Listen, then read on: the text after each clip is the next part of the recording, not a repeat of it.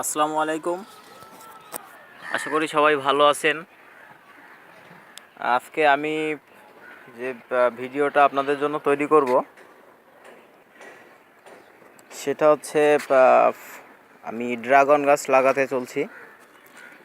এখন এই ড্রাগন গাছ আপনারা হয়তো বা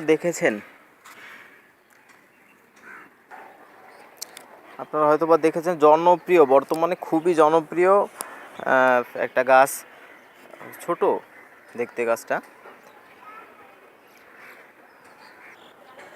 গাছটা খুব ছোট, আর আপনার এই ফলটা মানে দারুণ, বর্তমানে একটা ইউনিক ফল হয়ে দাঁড়িয়েছে আমাদের মাঝখানে।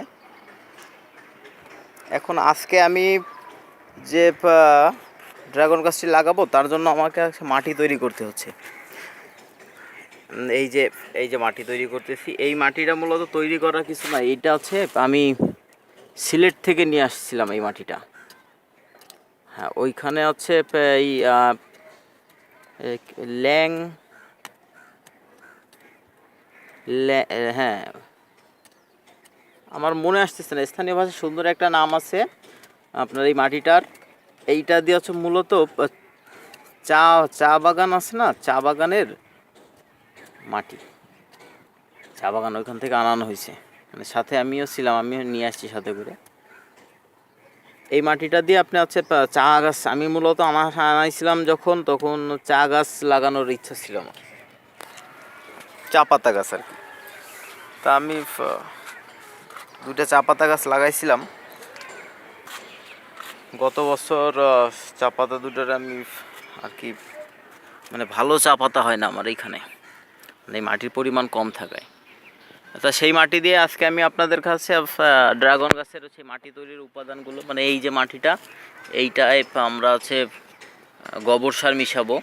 আর আমাদের একটা মাটি আছে, এই যে রংপুরের মাটি, এই যে আমার ক্যারেট তৈরি, ঠিক আছে। ক্যারেটের চারপাশে আমি এই পলিথিনটা ব্যবহার করছি যাতে এই মাটিটা ক্যারেটের ফাঁকটা দিয়ে না বের হয়ে যায়।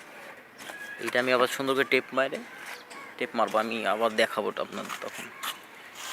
এখন আপাতত মাটিটা একটু হালকা রোদ্রে যদি শুকায়, এই মাটিটা একটা বৈশিষ্ট্য আছে, এইটা প্রায় আজকে এক সপ্তাহ ধরে আমি চেষ্টা করতেছি যে কি রোদ্রে শুকায়। এটা মানে বৈশিষ্ট্যটা কি, ভেজা থাকলে মাটিটা যেরকম, শুকনো থাকলে সেরকম আপনার এই মাটিটা কখনো জমাট হবে না। দেখতেছেন না, এই যে ঝুরঝুরে এরকমই, এই অবস্থায় শক্ত হয়ে যায়, এই মানে একই রকম।